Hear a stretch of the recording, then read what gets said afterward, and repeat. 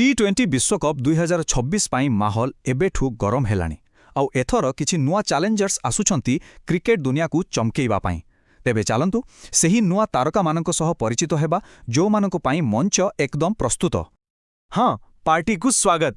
ଆଉ କାହିଁକି ନୁହେଁ, କାରଣ ଏମାନେ ଏବେ ସାମିଲ ହେବାକୁ ଯାଉଛନ୍ତି କ୍ରିକେଟର ସବୁଠୁ ବଡ଼ ମହୋତ୍ସବରେ।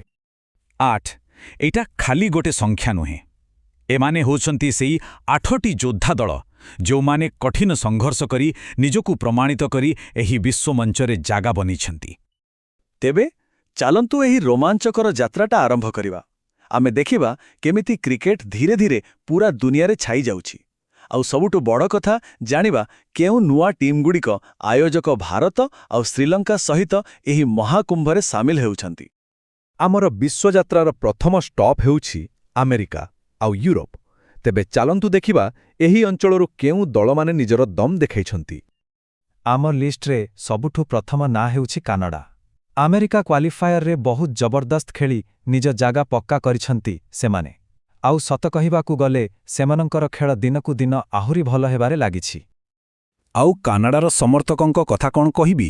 ନିଜ ଟିମ୍କୁ ସପୋର୍ଟ କରିବା ପାଇଁ ସବୁବେଳେ ଏକଦମ ରେଡି।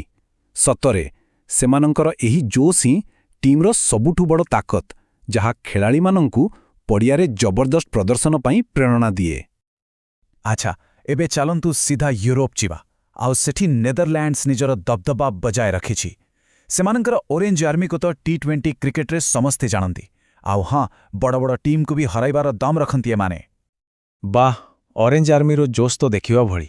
ଲାଗେ ଯେମିତି ସେମାନଙ୍କ ସମର୍ଥକମାନେ ଦଳ ପାଇଁ ଆଉ ଜଣେ ଅତିରିକ୍ତ ଖେଳାଳି, ଯେଉଁମାନେ ପଡ଼ିଆରେ ପୂରା ମାହୋଲ ହିଁ ବଦଳାଇ ଦିଅନ୍ତି। ୟୁରୋପରୁ ଆମର ଦ୍ୱିତୀୟ ଟିମ୍ ହେଉଛି ଇଟାଲୀ। ହଁ, ଆପଣ ଠିକ୍ ଶୁଣିଲେ। ଫୁଟବଲ ପାଇଁ ପରିଚିତ ଏହି ଦେଶ ଏବେ କ୍ରିକେଟରେ ବି ନିଜର ପରିଚୟ ତିଆରି କରୁଛି। ସତ କହିବାକୁ ଗଲେ ସେମାନଙ୍କର କ୍ୱାଲିଫିକେସନ୍ ବହୁତ ଲୋକଙ୍କୁ ଆଶ୍ଚର୍ଯ୍ୟ କରିଦେଇଛି। ଦେଖନ୍ତୁ, ଇଟାଲୀର ସମର୍ଥକମାନେ କେତେ ଗର୍ବର ସହିତ ନିଜର ଇଲ୍ ତ୍ରିକୋଲରେ ଉଡ଼ାଉଛନ୍ତି। ଆଉ ସେମାନଙ୍କର ଏହି ଦେଶପ୍ରେମ ତାଙ୍କ ଖେଳରେ ବି ସ୍ପଷ୍ଟ ଭାବେ ଦେଖାଯାଏ। ଆମ ଯାତ୍ରା ଏବେ ପହଞ୍ଚିଛି ଆଫ୍ରିକା ମହାଦେଶରେ। ଏଠାରୁ ଦୁଇଟି ବହୁ ଶକ୍ତିଶାଳୀ ଟିମ୍ ବିଶ୍ୱକପ୍ ପାଇଁ ନିଜର ଟିକେଟ୍ ପକ୍କା କରିଛନ୍ତି। ପ୍ରଥମେ ଆସୁଛି ଜିମ୍ବାବୁଏ। ଠିକ୍ ଜିମ୍ବାବୁଏ ପକ୍ଷୀ ଭଳି ସେମାନେ ବି କ୍ରିକେଟ ଆକାଶରେ ବହୁତ ଉପରକୁ ଉଡ଼ିବାକୁ ଚାହୁଁଛନ୍ତି। ଗୋଟିଏ ସମୟର ଗୌରବକୁ ପୁଣି ଥରେ ଫେରାଇ ଆଣିବାକୁ ସେମାନେ ପୁରା ଚେଷ୍ଟା କରୁଛନ୍ତି। ଜିମ୍ବାବୁଏର ସମର୍ଥକମାନେ ସବୁବେଳେ ନିଜ ଟିମ୍ ସହିତ ପାହାଡ଼ ଭଳି ଠିଆ ହୁଅନ୍ତି। ଆଉ ସେମାନଙ୍କର ଏହି ସପୋର୍ଟ ହିଁ ଖେଳାଳିମାନଙ୍କୁ କଠିନରୁ କଠିନ ପରିସ୍ଥିତିରେ ବି ଭଲ ଖେଳିବାକୁ ସାହସ ଦିଏ। ଆଫ୍ରିକାରୁ ଆସିଥିବା ଦ୍ୱିତୀୟ ଟିମ୍ ହେଉଛି ନାମିବିଆ। ଆଉ ଜାଣନ୍ତି, ତାଙ୍କ ପତାକାର ଗାଢ଼ ରଙ୍ଗ ଭଳି ସେମାନଙ୍କ ଖେଳ ବି ସେମିତି ଶକ୍ତିଶାଳୀ ଆଉ ନିର୍ଭୀକ। ନାମିବିଆର ପ୍ରଶଂସକମାନେ ନିଜ ଟିମ୍ ପାଇଁ ପୂରା ପାଗଳ। ଆଉ ଏହି ଜୀବନ୍ତ ଦୃଶ୍ୟ ଭଳି ସେମାନେ ବି ଆଶା କରୁଛନ୍ତି ଯେ ବିଶ୍ୱକପ୍ରେ ଗୋଟେ ସୁନ୍ଦର ଛାପ ଛାଡ଼ିବେ। ଚାଲନ୍ତୁ ଏବେ ଆଗକୁ ବଢ଼ିବା ଆଉ ଆମ ଯାତ୍ରାର ଶେଷ ପର୍ଯ୍ୟାୟକୁ ଦେଖିବା। ଏବେ ଆମେ ଯାଉଛୁ ଏସିଆ ଆଉ ଇଷ୍ଟ ଏସିଆ ପାସିଫିକ୍ ଅଞ୍ଚଳକୁ, ଯେଉଁଠାରୁ ତିନିଟା ଟିମ୍ କ୍ୱାଲିଫାଏ କରିଛନ୍ତି। ଏହି ଅଞ୍ଚଳରୁ ଆମର ପ୍ରଥମ ଟିମ୍ ହେଉଛି ପାହାଡ଼ ଘେରା ସୁନ୍ଦର ଦେଶ ନେପାଳ।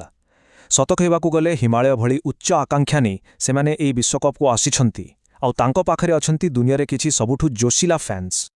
ନେପାଳର ସବୁଠୁ ଖାସ୍ କଥା କ'ଣ ଜାଣନ୍ତି? ତାଙ୍କର ସେହି ସ୍ୱତନ୍ତ୍ର ଦୁଇ ତ୍ରିଭୁଜାକର ପତାକା। ବାସ୍, ଏହି ନିଆରା ପରିଚୟ ନେଇ ସେମାନେ କ୍ରିକେଟ ଦୁନିଆରେ ନିଜ ପାଇଁ ଗୋଟେ ସ୍ଥାନ ତିଆରି କରିବାକୁ ଚାହାନ୍ତି। ଏସିଆରୁ ଆମର ପରବର୍ତ୍ତୀ ଟିମ୍ ହେଉଛି ଓମାନ। ଦେଖନ୍ତୁ, ଗତ କିଛି ବର୍ଷ ହେବ ଟି20 କ୍ରିକେଟରେ ସେମାନେ ନିଜ ପାଇଁ ଗୋଟେ ଅଲଗା ଜାଗା ତିଆରି କରିସାରିଲେଣି। ଆଉ ଏଥର ବି ନିଜର ଦକ୍ଷତା ପ୍ରମାଣିତ କରି ଦେଖାଇଛନ୍ତି। ଓମାନର ସମର୍ଥକମାନେ ହିଁ ସେମାନଙ୍କ ଟିମ୍ର ପ୍ରକୃତ ଶକ୍ତି।